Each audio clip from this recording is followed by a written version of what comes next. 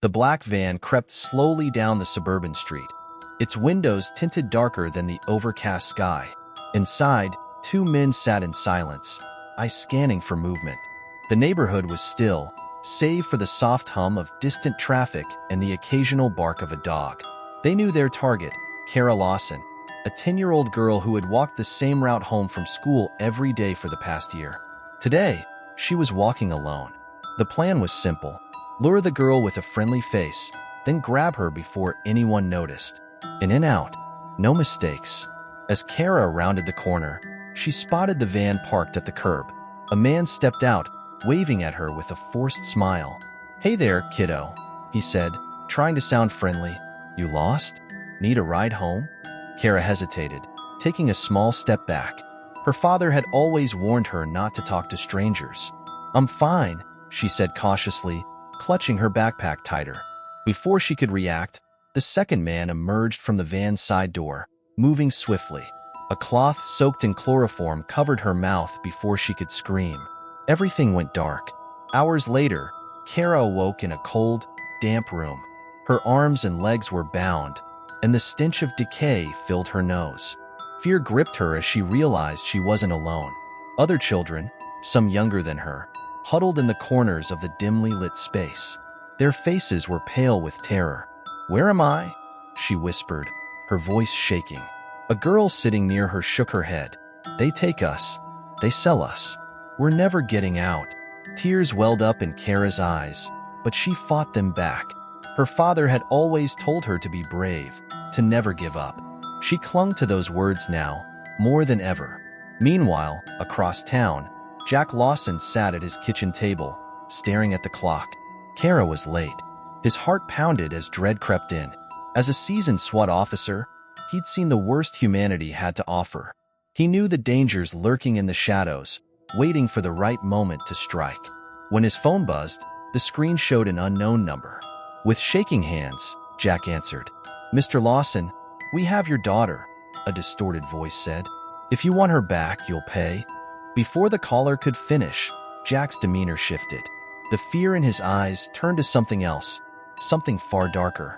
"Listen to me carefully," Jack interrupted, his voice cold as ice. "You just made the biggest mistake of your life." The traffickers had no idea who they were dealing with. Jack wasn't just a father. He was a highly trained SWAT officer with a specialty in close-quarters combat. But what they didn't know, what no one knew, was Jack's past. Years ago, Jack had been part of a classified military unit, operating in the most dangerous parts of the world. His missions involved taking down crime syndicates, drug cartels, and human traffickers. He had a reputation, a legend among those in the shadows. They called him the Ghost. He was ruthless, unrelenting, and merciless to anyone who hurt innocent lives. But after meeting his wife and having Kara, he had buried that part of himself, hoping it would never resurface. Now, it was back. Jack grabbed his gear, a tactical vest, weapons, and a map of the city. His mind was razor-sharp, calculating every possibility. He knew these traffickers would try to move fast, but he was faster. With a few contacts, he traced the call back to an abandoned factory on the outskirts of town. The factory stood like a hulking beast against the night sky, its broken windows and rusted gates giving it an eerie, desolate appearance. Inside, the traffickers were gathered around their leader, a man known as Victor.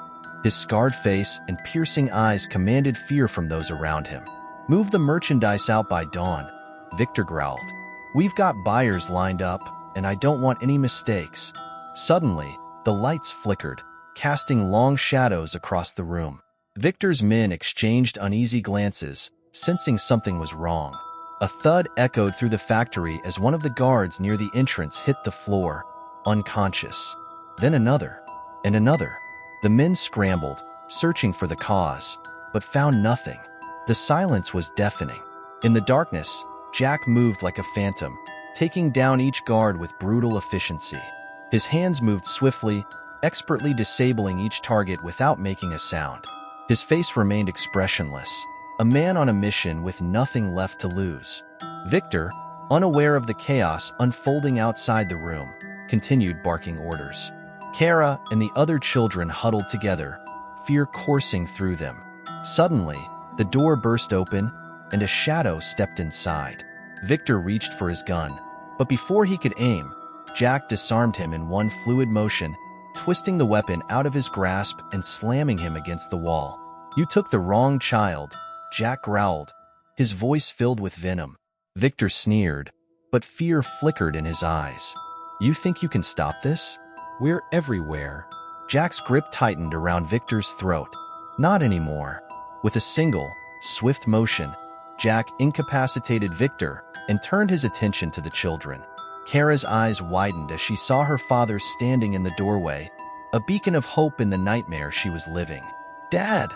she cried, tears streaming down her face. Jack rushed to her, cutting the ropes that bound her wrists. He held her close, the weight of his actions finally sinking in. But there was no time for relief. More of Victor's men were approaching, their footsteps echoing down the hallway. "Stay behind me," Jack instructed, his voice steady despite the danger. "I'll get us out of here." What followed was a whirlwind of violence and chaos. Jack, armed and highly skilled, fought his way through Victor's men with deadly precision. Bullets flew, bodies fell, and the factory became a war zone. But Jack wasn't just fighting to survive. He was fighting for his daughter, for every child trapped in the horrors of this operation. In the end, Jack stood victorious, his enemies defeated.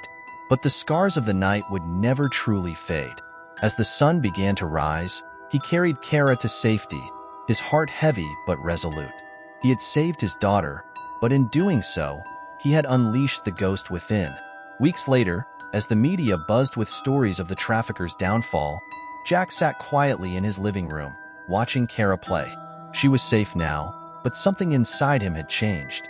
He knew the darkness he had once buried could never be fully silenced. Because when evil knocks on your door, sometimes you have to become a monster to protect what you love.